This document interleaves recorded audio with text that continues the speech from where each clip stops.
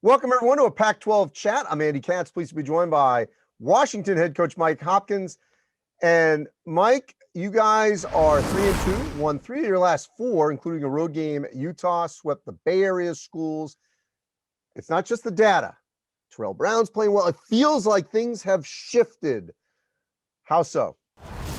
Well, I think our defense, these guys, we've been, up and down defensively, and they've really bought into the zone. We've been really, really disruptive. Our points off turnovers have been as good as it's been since we had Thibault. And so you start to see them believe in what we're doing on the defensive end. And then on the offensive end, early in the season, we couldn't make shots or free throws. And now we're shooting well from the 3-point line. In the league, we're shooting well from the foul line. So those are, I think, the 3 ingredients of why we've been able to have the early success. So now you go on the road to the Oregon schools. Oregon, obviously one of the hottest teams, not just in the Pac-12, but in the country. They just swept the LAs. How do you make sure that you continue this momentum and make sure that defense travels on the road the way it did certainly Utah and the way you guys played in Seattle?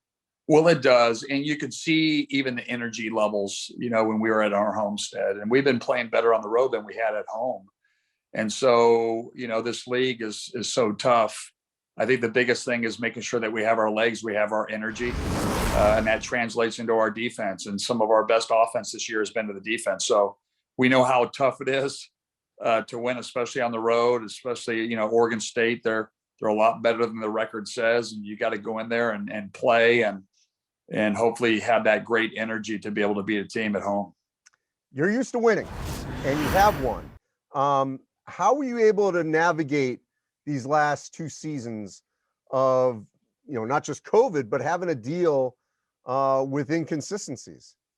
It's just, you got to be ready for anything. And I think this year we've been really lucky to have a lot of upperclassmen who have been playing, that have played in the league. Dejon Davis, Terrell Brown, Emmett Matthews, PJ Fuller, and then there are guys coming back. And when you have experience like that, not experience with the system, the system's still new, but they're really mature. And the way they approach things, it's all about how to get better every game. And it's been tough. I couldn't imagine. Last year was really, really tough, unpredictable.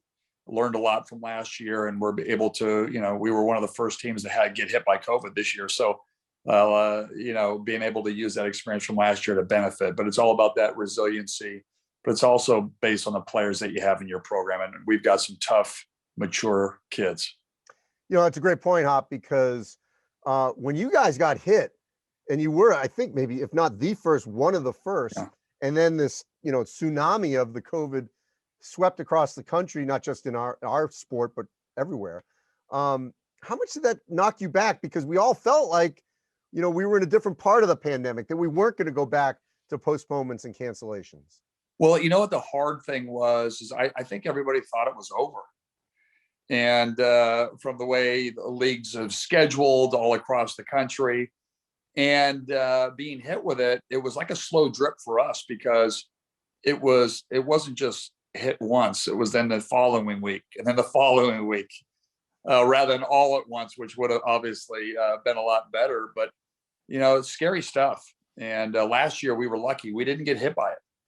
This year we got hit by it multiple times, and we're just lucky that our players were healthy and safe, our coaching staff, and getting the ability to play. But I think there was a lot of lessons learned from last year about how to be resilient. And, you lose a player to injury or this, next man up, you got to be able to go and respond and play. And it's been a blessing to be able to play the games, and especially having fans in the stands.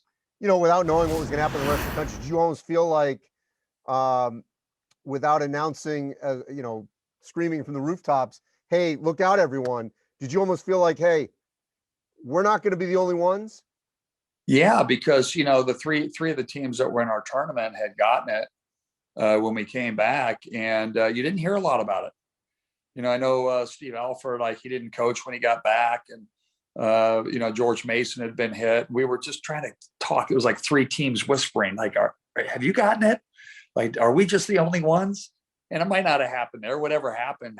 But we, when it hits you, it's tough, and you're trying to manage it. We had one game where I was the only full-time staff member on the bench, and I was going, God, I appreciated my assistants so much more. But everybody's dealing with this thing. But very tough for a lot of programs across the country for sure. But being the first, it was really unique and odd because I think everybody just assumed this thing was over. Yeah, that was at that tournament in South Dakota. I got to believe that because this was a year where you really needed to have rhythm. You had the summer, you had the fall, you wanted to bounce back after last year.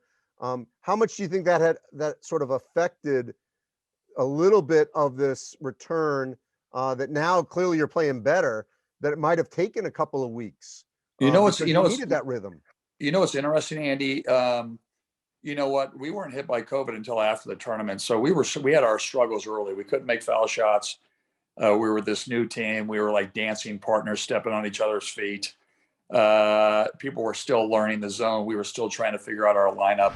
We went to South Dakota and we actually played two well-played games for us. We were making shots, playing multiple defenses.